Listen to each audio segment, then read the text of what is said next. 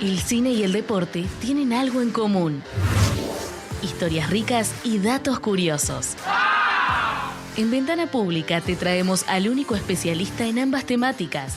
Marcelo de Nicola te cuenta, te informa y te asombra con datos que no escuchás en otros programas. Arrímate que Marce abre su arcón de curiosidades y las comparte con vos.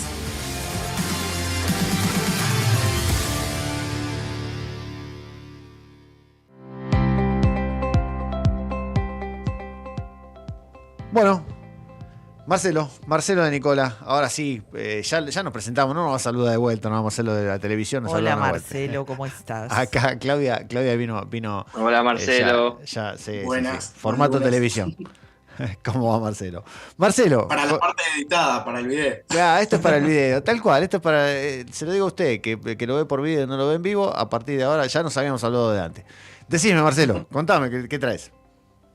Bueno, íbamos a hablar, como empezaste vos hablando en el programa, sobre la serie del momento, ¿no? Sobre adolescencia, que creo que Le voy a hacer una pregunta, para que te te interrumpo. ¿La viste, Claudia, o no la viste? No veo series. Trajimos una invitada que no vio adolescencia, no importa, No veo se lo perdonamos. Son 4 capítulos. No sé. Decime, Marcelo. Me van a tener que convencer, Bueno, marcó un hito como una de las series más vistas. Creo que de lo que he visto últimamente, creo que sin duda es una de las mejores series de los últimos años, por cómo está contada, por el tema que trata, por las actuaciones, porque técnica y visualmente es algo increíble lo que se ha hecho, ¿no? Con esta serie de 4 capítulos, que como muchos decían, está, como muchos ya saben, está contada en tiempo real. Cada capítulo es un plano secuencia, con lo difícil que es hacer eso, las cosas que hemos hablado en programas anteriores, ¿no? Rápidamente, en 15 segundos, explicarle al que no sabe qué es un plano secuencia, ¿qué es un plano secuencia? Es un plano sin cortes, o sea, todo directo, todo lo que pasa sin cortes de cámara, en este caso en tiempo real, así que bueno, hemos hablado de películas... como El Arca Rusa. El Arca Rusa. Claro, El Arca Rusa fue. Hemos nombrado siempre que es la clásica película allá hecha en Moscú. O hay algunas otras, o está 1917 de Sam Mendes, que igual de esas dicen que tiene algún que otro truquito, como cuando, no sé, se meten adentro de una trinchera, o cuando muestran el sol, que por ahí puede haber un corte de cámara fugaz que nadie lo ve. Pero en este caso sí es todo plano secuencia. Hay muchos videos de cómo se hizo, del detrás de cámara, digamos, que muestran cómo hay una escena clave en la película donde salen del colegio, creo que es el final de la segunda... del segundo capítulo, ¿te acordás, Mario? Que es la parte del colegio. Sí, que es la escena empieza a la altura de ellos y después se levanta la escena y donde terminan donde es el crimen, ¿no? Bueno, está mostrado el detrás de cámara, cómo unen la cámara al dron, ¿no? Para que el dron después suba. Es impresionante cómo está hecho. Y ni hablar la actuación del protagonista, ¿no? Del niño protagonista, si no me equivoco es Owen Cooper, si no me equivoco el nombre. Sí, Owen Cooper, el papel de Jamie, que es su actuación debut, ¿no? Algo es asombroso porque el pibe tiene 15 años, hace un chico de 13, digamos, tiene 15 años y ganó el casting entre 500 personas. Y lo mejor es que no es actor, o sea, no había hecho nunca. No, y el director o los productores dijeron que lo eligieron, querían a alguien que sea su primera vez para que le dé más realidad a lo que estaban contando, ¿no? Bueno, el tercer capítulo, el que hace con la psicóloga, con Erin Doherty, que fue la actriz de Game of Thrones, entre otras, es tremendo, ¿no? Y esa fue su primera toma. O sea, la primera toma que se hizo fue el capítulo 3, que es la entrevista con la psicóloga. Es fabuloso porque leía por ahí que las tomas están hechas, las tomas duran más o menos 1 hora, porque que es lo que dura cada capítulo, 1 hora más o menos. Y hubo capítulos como ese que se filmaron como 16 veces. Sí, claro, porque el de la psicóloga 13 veces y creo que el primero fueron 16 veces o una cosa así. Claro, el final, creo, el último capítulo creo que como 16 veces. Porque claro, el tema es que si alguien se equivoca en el medio, hay que arrancar. Hay que volver a empezar Hay que volver a arrancar todo. Dice que en algunos casos cuando había un error mínimo, si se podía subsanar el que está enfrente, lo rema, digamos, seguían para adelante, si no hay que cortar. Igualmente se graban como no sé cuántas veces y eligen la que les parece que queda mejor. Sí, él decía eso, por ahí hay errores mínimos, no sé, quizás alguien, no sé, un chico mirando la cámara o alguien que cruzó justo delante, esas cosas de errores mínimos que por ahí uno no está tan acostumbrado con el ojo afilado a verlo, pero obviamente el director o alguien que está acostumbrado a ver ese tipo de errores lo encuentra. Pero bueno, decía, es algo mínimo que no influye en todo lo que es la historia. Muchas veces uno ve películas que se sabe que por ahí sin extras que van en la calle y uno de repente ve que alguien mira a cámara, ¿no? Bueno, en algunos casos se continúa, en otros no, pero bueno, lo interesante es cómo estuvo hecha técnicamente y después el tema que trata, ¿no? Lo que hablabas vos de la adolescencia hoy en un cuarto y no en la calle. Sí. La diferencia de peligros. La diferencia planteábamos cuando empezábamos el programa, para los que se suman ahora, decíamos esto, que el tema de lo que planteé de la serie, a mí una de las cosas que me choqueó, una de las tantas, es esta diferencia de los tiempos, ¿no? Que antes nuestros padres estaban preocupados cuando estábamos más tiempo en la calle, ahora los padres empiezan a preocuparse cuando el hijo está mucho tiempo dentro de la casa, porque el tipo permanece aislado, contacto que tiene con el exterior de su celular y muchas veces aislado en un cuarto. Y esta falta de comunicación que se da con un montón de padres con adolescentes, y esto no es es muy fácil decirlo de afuera, eso es porque no está bien comunicado, es fácil decirlo, es muy difícil llevarlo adelante. Estamos ante un tema que saltó en la serie porque fue ebullición, digamos, de algo que le pasa a la inmensa mayoría de los padres adolescentes, ¿no? No saben en realidad con quién carajo está conectado el pibe el tiempo que no está con ellos, y por más que esté encerrado. O sea, el peligro ya no es la calle, ¿no? Los diálogos del último capítulo muestran eso, ¿no? Es impresionante cómo está armada esa escena, ¿no? La charla entre el padre y la madre. O cómo la psicóloga va llevándolo para un lado para averiguar cómo era el entorno de la familia, ¿no? Está muy bien hecho.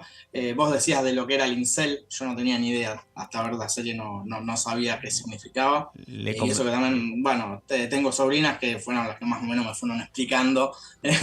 Las sobrinas. Claro, pero es que lo que hablábamos antes, tenemos en el caso mío yo no tengo hijos, pero tengo sobrinos, continuamente estoy en la facultad, en todo con adolescentes, frecuento diálogos con adolescentes y sin embargo a veces pienso que sé, y no es un carajo, en la verdad. Este tema de el incel, le comentamos a la audiencia que es un incel. Un incel es un célibe involuntario. Eso es lo que la jerga de los adolescentes está. Lo que, bueno, hay una nota, tenemos un amigo en común acá con Claudia que es Martín Méndez. Tincho me pasó una nota de un reportaje que le hacen a Malamud, al politólogo. Sí. Lo traje cuando empezamos el programa, ahora cuento un poquito más. Pero es un reportaje que no se lo hicieron ahora, se lo hicieron hace unos meses, antes del auge de la serie. Y él trae a colación este término de incel, sí. Que es lo que nosotros conocemos como Virgos, los Virgos, despectivamente, claro. Pero yo ni sabía. El nombre, nada más. Claro, pero eso te marca que hay una terminología que manejan entre los adolescentes eso que está lejos. No, está bien, pero estamos muy lejos de eso. Yo no sabía de semejante problemática y además atrás de eso, algo que sí lo dice Malamud y que la serie lo marca, atrás de este tema empieza la misoginia, que tiene que ver con estos pibes que sienten que sus vidas son un desastre porque las minas no los aceptan.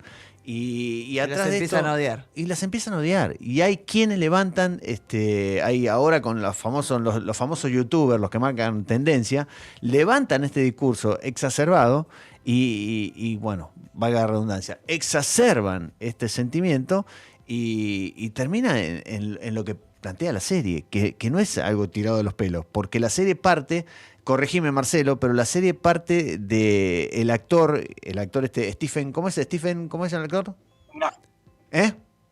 Stephen Graham. Stephen Graham. Es además el productor de la serie. Y se le ocurrió porque vio un montón de casos de adolescentes que mataban pibas.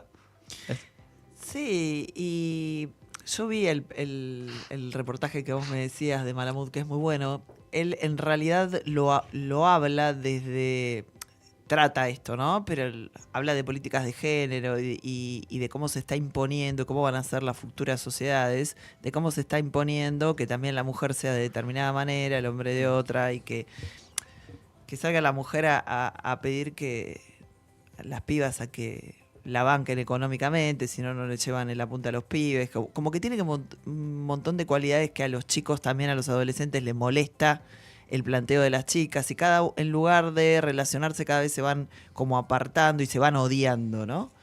Y él hablaba un poco de cómo iba a ser el futuro de los chicos, de estos chicos que hoy son adolescentes y de los que vienen. Hombres muy machistas, más machistas que antes, y bueno, a este extremo. Y a eso quería decir, disculpame que te interrumpa con esto, Claudio. Hay un tema que pinta Malamud en esa nota que me parece bárbaro, y es puntualmente con los varones, más que con las chicas, con los varones, y es como el tiempo de este tema que vivimos, que contamos recién, esta exacerbación de discursos y todo, hace que ahora los pibes sean más conservadores que los padres. Totalmente. Varones sobre todo, ¿no? Sí, van sobre ideas conservadoras, ideas que habían quedado en el tiempo, claro, y que lo las que era superado. al revés. Antes los adultos eran los conservadores, los pibes eran los revolucionarios. Es que ahora están totalmente estos chicos, y yo lo escuché en una charla de café, estaba tomando un café con un amigo hablando de política, y escuché 2 jóvenes adolescentes hablar con su madre. Sí. Y me llamó muchísimo la atención. Y esto pasó 3 meses antes de la serie, donde los chicos le planteaban lo horrorizado pero horrorizado en serio, habían visto en IG, en Instagram, fotos de una de sus amigas, como no estaba desnuda, media provocativa, algo que es común hoy para las pibas. Ellos estaban totalmente horrorizados y ya la trataban como ya muy, muy, muy extremo, como una prostituta, viste, una cosa muy, muy loca, muy, muy conservadora, que te pusiste una minifalda y es más de nuestros viejos cuando uno salía a bailar de esta generación, que parece tan evolucionada y avanzada en un montón de cosas. Por un lado ves marchas protestando o reclamando derechos casi desnudos, y después tenés este extremo, ¿no? Que, bueno, los extremos llevan a esto. Y estaban totalmente horrorizados por gestos o porque salía con una minifalda en una de las fotos. Y vos te das cuenta lo mal que hace que te lleven hacia los extremos de determinadas políticas para después volver de nuevo a algo que vos superaste. Y esto va a tener costos, como le decía muy bien Malamud. Martín, tenías un comentario. Sí, 2 en realidad. Dale. Uno referente a lo que decía ahora Claudia, que también se habla mucho de que los adultos, de que esta parte conservadora que tienen los chicos jóvenes hoy es la que no tienen tampoco los adultos, que es como que hoy los adultos, después de una edad superior a los 40 años, están en otra situación completamente distinta, están libres, están experimentando todo lo que no experimentaron otras generaciones, entonces como que se invirtieron los roles. Antes el rebelde ahora es el grande y el conservador es el chico, como bien decía. Y otra cosa que también me pareció muy fuerte y que me agarró con la guardia baja en la serie es el lenguaje oculto a través de todos estos, de los emojis del teléfono. Que el corazón rosa significa algo, que el corazón azul significa algo, que la pastilla roja es una cosa, y que tiene un peso muy importante en el lenguaje que manejan ellos, y que eso para nosotros, yo viéndolo de afuera, nunca me hubiese imaginado que un corazón rosa iba a significar algo distinto a un corazón azul. Me pasó lo mismo. Entonces, ahora, cuando empecé a ver eso, dije, claro, el lenguaje que no está a la vista o el claro es todavía mucho más amplio, y eso es lo que también hace que uno esté todavía más afuera de esa comunicación. Yo me pongo Eso contento. es lo que da miedo. Me pongo contento cuando encuentro un sticker, digamos, y me siento un moderno bárbaro. Y resulta que ellos le dan una equivalencia a cada una de las cosas. Marcelo, ¿quería decir algo? Que es interesante cómo esa situación que dice Martín se plantea en la serie, ¿no? El detective hablando con el hijo que está en la escuela y el hijo diciéndole, no entendés nada, estás buscando por cualquier lado. ¿Qué es lo que haría cualquier persona de la edad que tenemos nosotros o que tiene el detective? Y hasta ahí hasta que en ese momento le explica qué significa cada emoji, ¿no? Y también es como diciendo, a qué hemos llegado. Por aparte, hablaban de Instagram, pero ahí ya con los emojis de colores también pasa la vida virtual de WhatsApp y todo. Claro, y que yo hasta el momento que el padre tiene la conversación con el hijo, que es quien le dice, mirá, estás mirando para otro lado, me sentía, coincidía con la forma que estaba investigando el policía, porque se veía como preguntándole al pibe, ella era tu amiga, o sea, cuál fue, y después a través de ese otro lenguaje que le decodifica el hijo mismo a él, te das cuenta de que nada que ver, que no era ninguna amistad y que era otra cosa totalmente distinta. Eso me pareció muy, muy fuerte. Perdón que los interrumpa. Perdón que interrumpa, pero ¿estás Marcelo García? ¿Está por ahí o me pareció? Sí, ¿no? Señor, buen día a todos. ¿Cómo te va, Marcelo? ¿Cómo te va, Atentamente Marcelo? los comentarios. Una cosita, el viernes hicimos una maratón los 4. Mis Messi de 18, mi señor y yo. Ajá. Con cena de por medio clavamos los 4 capítulos. Muy bueno. Suscribo muy todo lo que dicen, chicos. Muy bien, entonces, muy bien. Lo vio en familia. ¿Y alguna opinión de alguno de sus hijos? ¿Algo relevante así para tener en cuenta o no? Fue tranqui. No es que me parece como que ya lo tenían más o menos ajustado ellos. Saben del lenguaje que hay y hay cosas que los sorprendieron también. Sí. Así que, no, excelente. Muy bueno. Me alegro. Creo que es interesante para ver con hijos adolescentes. Claro. Está muy bueno. Bueno, hará hace 2 años descubro ese lenguaje porque fue por una actualización del WhatsApp donde incluye, bueno, ahora en la actualización tenés 2 emojis más, no sé, una carita guiñando y esto y lo otro. Y me pongo a googlear y en la búsqueda de Google me dice qué significa cada uno de los emojis nuevos y viejos. Entonces, ahí es no solamente que ellos le dan un significado, sino que no es que le dan un significado diferente al cual en realidad fueron creados. Nosotros no nos pusimos a buscar para qué fueron creados y creímos que lo que vemos es el significado. Pero fueron creados y cada uno de los emojis tiene un significado completamente distinto al que nosotros pensamos, muchachos. Y me lo puse a buscar solamente porque encontré que había 2 nuevos. Y en esos 2 nuevos me decía, bueno, si querés expresar tal cosa, y yo no veía identificado el sentimiento que quería expresar con el emoji que me estaba actualizando WhatsApp. Y me puse a buscar y dije, claro, sí, bueno, eso por ejemplo de los corazones que vos decís, los colores, eso está muy bien explicado. A veces nos pasa también a los adultos o a muchos que damos por sabido cosas y esto es algo que yo siempre pido y en todo, ¿no? Está bueno investigar, está bueno ponerse a leer antes de repetir las generalidades de todo, volviendo a los alimentos, a lo que fuere. Creo que uno da por hecho un montón de situaciones que no tendría por qué darlas por hecho, sino que debería ponerse a buscar el significado o por lo menos por qué fueron creadas o con qué intención. Y con los chicos me parece que pasa esto de ahora más, ¿no? Pero me imagino que a nuestros padres también les ha pasado esto de no poder haberse puesto en nuestro lugar o relacionarse o sentirse más lejos o cuando nos íbamos pegábamos un portazo y nos íbamos y de repente el viejo no sabía dónde estábamos, a dónde nos íbamos, no había celular y tampoco nos podía preguntar ¿dónde andás? ¿Por dónde venís? ¿Qué sé yo? Creo que sí, los tiempos cambiaron, pero me parece que la cercanía y el tratar de interpretar al hijo con los nuevos o los viejos lenguajes es importante, es interesante. Me parece eso. ¿Marcelo? Sí, coincido con eso, ¿no?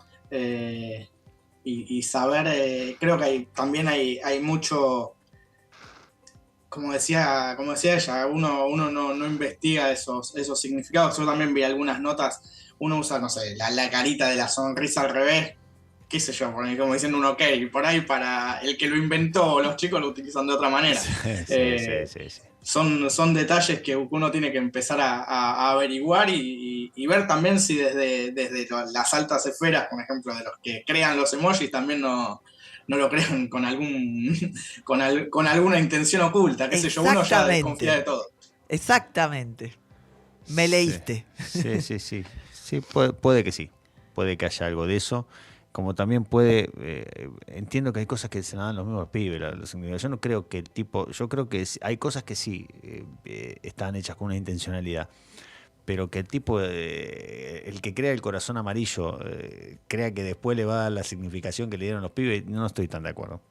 Creo que un corazón amarillo es un corazón amarillo. El corazón amarillo lo uso para ponerlo en el medio de los dos corazones azules y entonces, como soy botero, claro, iba a decir lo mismo. Mando ese saludo, pero andás a saber qué es lo que estoy diciendo.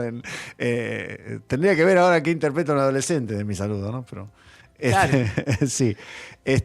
Bueno, si les parece, porque se nos va a ir terminando el programa, por lo menos que vamos a la sección de Marcelo García, así le ponemos el separador y vamos a las finanzas personales y después terminamos el programa haciendo todo un reconto de todo lo que vimos hoy.